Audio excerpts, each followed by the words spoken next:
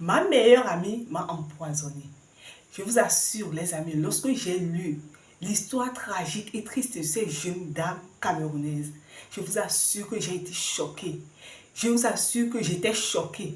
Je vous assure que j'ai eu les frissons sur tout mon corps. Alors, si tu es une femme et que tu as une amie que tu fréquentes dans ta vie, vous partagez tout. Vous fréquentez, vous partagez vos petits secrets, que tu es une femme, que tu suis cette vidéo. Reste du début jusqu'à la fin pour savoir comment une personne, une copine, une soeur très proche de toi peut détruire ta vie, peut nuire à ta vie juste à cause de la jalousie.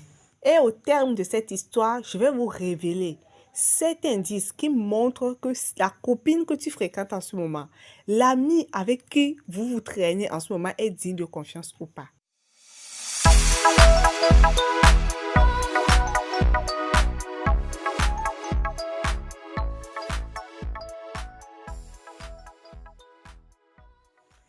Bonjour à toi et bienvenue sur ma chaîne, la chaîne dédiée spécialement aux femmes de destinée, aux femmes visionnaires.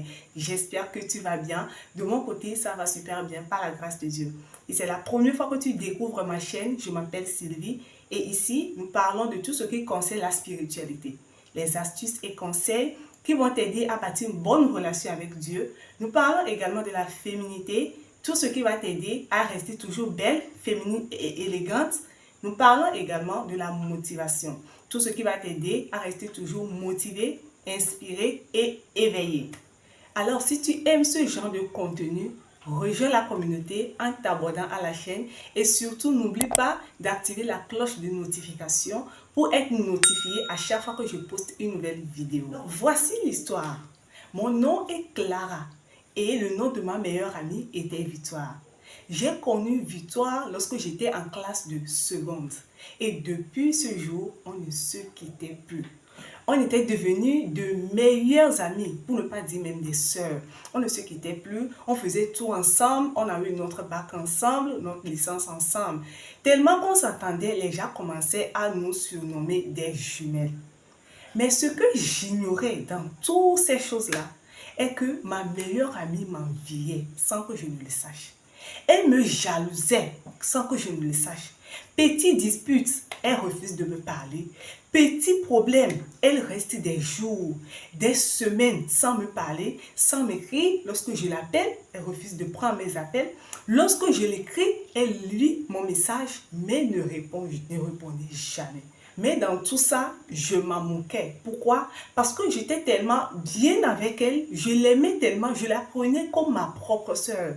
Jusqu'à ce jour, ce fameux jour où tout est bouleversé dans ma vie, ce fameux jour qui a complètement changé ma vie, qui a complètement bouleversé ma vie, le jour où j'allais fêter mes 25 ans. Tellement qu'on était bien, elle a décidé de prendre en charge tout. Elle a décidé d'organiser la fête. Parce que on était tellement bien ensemble, elle connaissait mon goût, elle connaissait mes couleurs préférées, elle connaissait mes nourritures préférées. Elle a tout géré en fait, elle a complètement tout géré, les invités, la cuisine, tout. Et moi, j'étais super contente d'avoir une amie à qui je peux faire confiance. J'étais super contente d'avoir une amie qui est proche de moi, qui peut me soutenir dans ces moments-là. Alors, le jour de la fête est arrivé. J'étais dans ma chambre en train de me préparer. Étant l'élu du jour, les invités sont venus, mes parents sont arrivés, tout le monde était déjà là. La fête a déjà commencé vers les 16 heures comme ça. Alors, ma meilleure amie est venue me voir dans la chambre pendant que je suis en train de me préparer avec un verre de whisky dans la main. Alors, comme on était bien ensemble, j'ai pris le verre de whisky qui est dans sa main et puis moi, j'ai bu. J'ai bu tout simplement sans savoir que cette boisson, parce que d'habitude, lorsqu'elle tenait quelque chose dans ses mains, je le prenais, je goûte, je bois, quelque chose comme ça. Donc, je ne sais pas si elle savait déjà que j'allais encore prendre ça. Donc, j'ai bu le verre de whisky sans savoir que la boisson a été empoisonnée.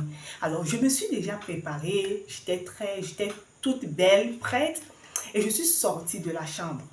À peine arrivée au milieu du public, et j'ai commencé à sentir les douleurs dans mon ventre. Des douleurs atroces. Je ne savais pas comment faire. J'ai commencé à crier. Et ma mère était là. Ma mère m'a tenu par le bras de venir m'asseoir. Mais tellement que la douleur persistait, je suis tombée par terre. Je criais seulement. Je ne fais que crier, tellement que la douleur était très forte. Et je commençais à vomir. Je sentais mon ventre bouillonner, comme il y a du feu dans mon ventre. Je commençais à vomir. Et c'est comme ça, ma mère était aussi tellement éveillée. Elle a demandé qu'on lui apporte de l'eau rouge. Et c'est comme ça qu'elle m'a donné de l'eau rouge. J'ai bu. Mais quelques temps après, je me suis évanouie. La fête a été gâchée comme ça, direction hôpital. Et voilà, les tests et les analyses ont montré que j'ai été empoisonnée.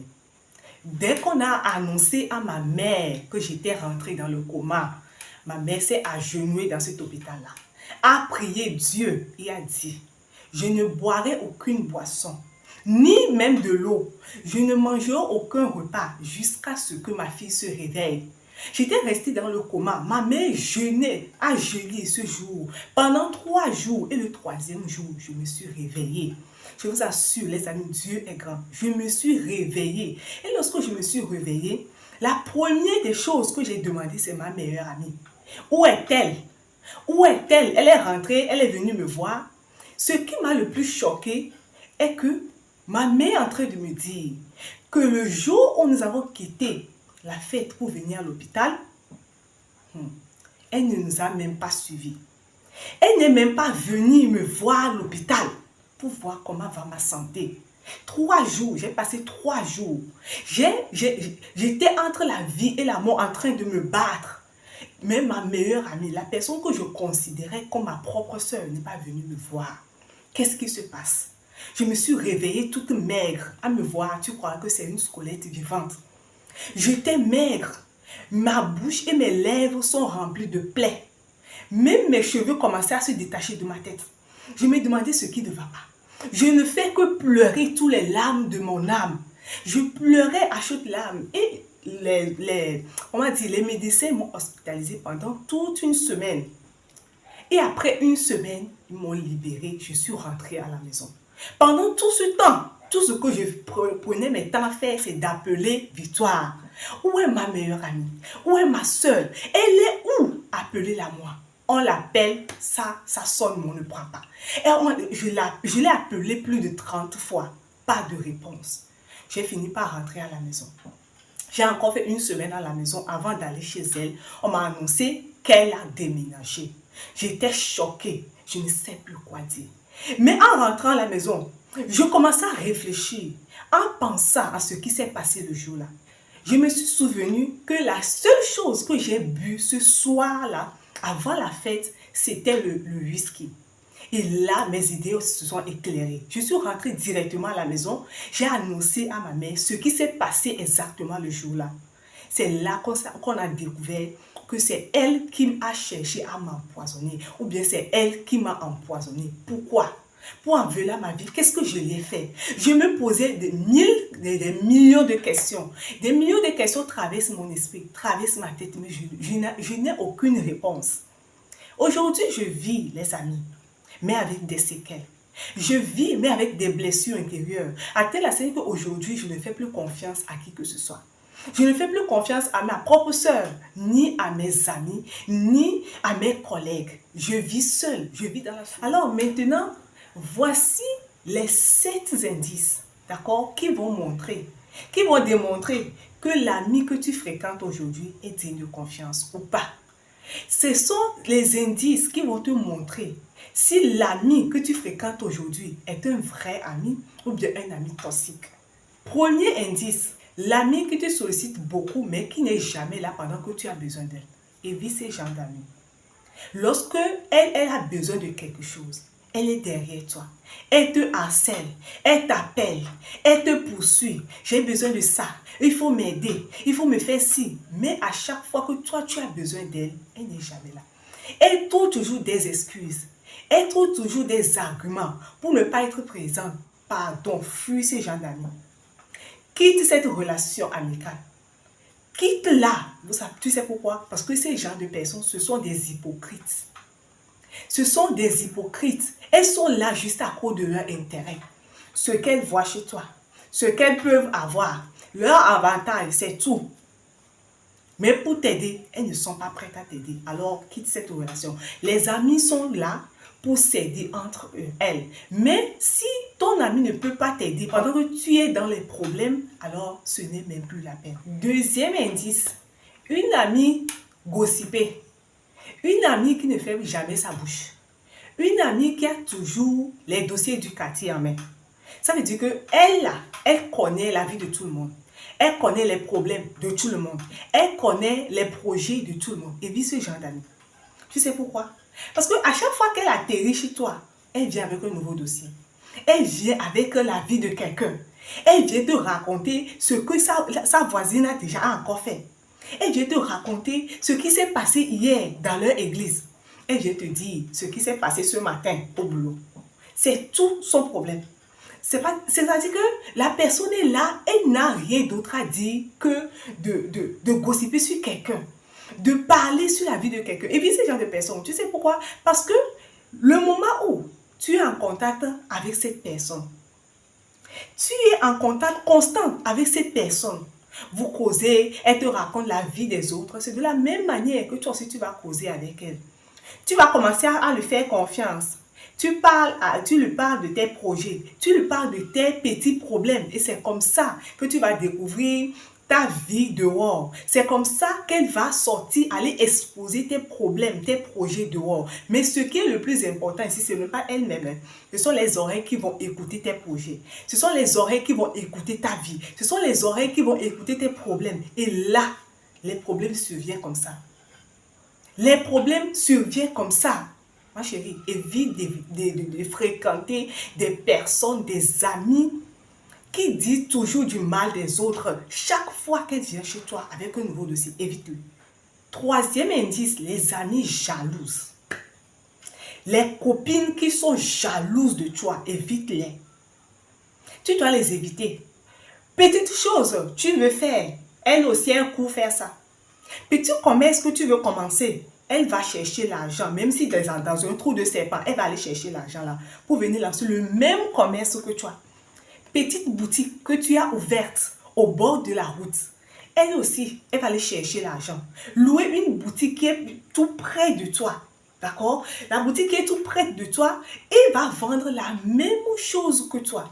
La robe que tu as payée hier, elle aussi va chercher l'argent pour aller acheter la même robe. Ça veut dire que la personne te prend comme une concurrente. La personne te prend comme une rivale. Elle est toujours derrière toi. À chaque chose, elle est en train de te surveiller. Moindre chose tu fais, elle aussi fait la même chose. Elle fait la même chose. Il faut éviter ce genre de personnes. Il faut éviter de traîner avec ce genre de personnes. Il faut éviter de fréquenter ce genre de personnes dans ta vie. Quatrième indice, les amis rancuniers. Moindre problème, elle va prendre des mois avant de te parler. Petit problème. Vous savez que dans les relations amicales, il y a toujours des petites disputes, n'est-ce pas? Il y a toujours des petits problèmes. Mais si ton ami, ta copine n'a pas l'habitude de communiquer avec toi, tout petit problème, elle va prendre des jours avant de te pardonner. Évite ce genre d'amis. Évite ce genre d'amis. Je ne sais pas comment est-ce que vous pouvez marcher ensemble. Parce que quelqu'un qui n'a pas la capacité de te pardonner à cause des petites erreurs, il faut imaginer le jour où tu vas lui faire quelque chose de plus grand. Imagine. Non, imagine. Donc, évite ce genre de personnes. Des personnes, ou bien des amis, des copines, à qui lorsque tu fais quelque chose de mauvais, elles changent de mine. Elles changent complètement de comportement avec toi. Tu l'écris, elle ne répond même pas. Elle voit les messages, elle ne répond pas. Tu l'appelles, elle ne décroche pas. Pourquoi? Parce que tu lui as fait quelque chose. Même si tu l'appelles, tu lui demandes pardon. Ma chérie, ça va, je sais, je reconnais ce que j'ai fait. Pardonne-moi. Elle reste toujours sereine. Elle se dit, tant que moi je ne dis pas c'est fini là, ça veut dire que c'est pas fini. Tant qu'elle ne dit pas oui, il faut savoir que le problème est toujours là. Ça veut dire que le oui et le non est dans ses mains. Si elle ne dit pas oui, il faut savoir que tu n'as pas de chance. Non. Cette relation ne peut pas marcher entre toi et cette personne lorsque tu vises loin. Il faut éviter ce genre de personnes. Indice 5, ou le cinquième indice, ce sont des amies manipulatrices. Ma chérie, ces gens d'amis, elles utilisent la flatterie. les tromperies ou bien la tromperie. Elle utilise des tactiques psychologiques pour contrôler les gens. Elle utilise les tactiques psychologiques pour contrôler leurs amis. Donc, faites très attention à ce genre de personnes. Des personnes ou bien des amis, des copines, lorsqu'ils sont dans le besoin, elles viennent te voir, elles te manipulent un peu, elles te flattent un peu. Oh ma chérie, c'est toi la go, c'est toi si. Oui, il faut me faire comme ci, comme ça. Ma chérie, fuis cette personne. Elle est en train de te faire un lavage de cerveau. Elle est en train de travailler ton mental. Elle est en train de chercher à te contrôler. Fuis cette personne. Ou bien des amis qui viennent à toi. Lorsqu'elle a besoin de quelque chose, elle vient te mentir. C'est-à-dire que le mensonge même est plus gros que sa tête. Elle vient te raconter une histoire pas possible. Non, ma mère est à l'hôpital, ma petite soeur a fait un accident, quelque chose s'est passé, mon père a fait ça, donc il faut me prêter 20 000, après je vais te rembourser. Quelqu'un qui cherche toujours des histoires pour venir te raconter, avant d'avoir quelque chose chez toi, fuis cette personne. C'est un manipulateur, c'est une manipulatrice professionnelle. Quelqu'un qui cherche à te faire un lavage de cerveau. Avant d'avoir quelque chose chez toi, il faut que tu évites ce genre de personnes. 6e indice, les amis qui prennent leur temps à te critiquer. Si tu as une copine qui prend plaisir chaque fois à te critiquer, fuis cet ami. Fuis cet ami. L'ami qui te rappelle chaque fois que tu es plus faible. L'ami qui te rappelle que tu n'as pas de valeur. L'ami qui te dit que ta place n'est pas là-bas. C'est-à-dire que la personne prend son temps à te rabaisser, à te dénigrer. Elle n'est jamais là pour t'encourager. Elle n'est jamais là pour te fortifier. Dans chaque situation, elle trouve toujours un moyen pour te dénigrer. Elle trouve toujours à dire. Elle trouve que tu ne mérites pas la première place. Et elle te met toujours au second plan. Elle te met à chaque fois au second plan. À chaque fois que tu es sans compagnie, tu te sens triste. Tu te sens rabaissé. Tu sens que tu n'as pas de valeur. Tu sens que tu es une personne faible. Ma chérie, fuis cette personne. Parce qu'une personne, une femme qui veut réussir sa vie, marche avec des gens positifs. Marche avec des personnes qui vont lui faire des critiques positives. Alors, si une personne te fait trop de critiques négatives, évite cette personne-là. 7e indice. Une amie qui t'éloigne à chaque fois de Dieu. Évite ces genres de personnes. Lorsque toi, tu veux prier, le moment où toi, tu décides de prier, c'est en ce moment elle débarque. Tu lui dis, ma chérie, attends, je vais prier. Du non, il faut laisser ça d'abord. On va aller jouer un peu. On va aller ici un peu. On va aller faire ça un peu. Ma chérie, ce n'est pas bon pour toi en tant qu'une femme de destinée. Ta destinée est différente de sa destinée. Ce sont des gens que le diable envoie pour rentrer dans ta vie. Ce sont des missionnaires qui sont venus pour accomplir une mission. Et cette mission, c'est quoi? C'est de t'éloigner de Dieu. C'est de t'éloigner de la volonté de Dieu. À chaque fois, elle vient et t'invite pour aller dans une boîte de nuit. Tout ce qui l'intéresse, ce sont les fêtes. Tout ce qui l'intéresse, c'est la vie. Voilà. Aller faire des sorties, voyager, faire des choses qui ne correspondent pas à la vie chrétienne. Ma chérie, il faut fuir cette personne. Rapidement même, il faut fuir. C'est l'envoyé du diable en personne qui est rentré dans ta vie. Il faut fuir cette personne-là. Voilà, nous sommes arrivés à la fin de cette vidéo. Merci de l'avoir suivi jusqu'à la fin. Et si tu aimes cette vidéo, n'oublie pas de liker, de commenter et d'abonner à la chaîne pour aider les autres personnes à bénéficier de ces enseignements. On se dit à la prochaine pour une nouvelle vidéo.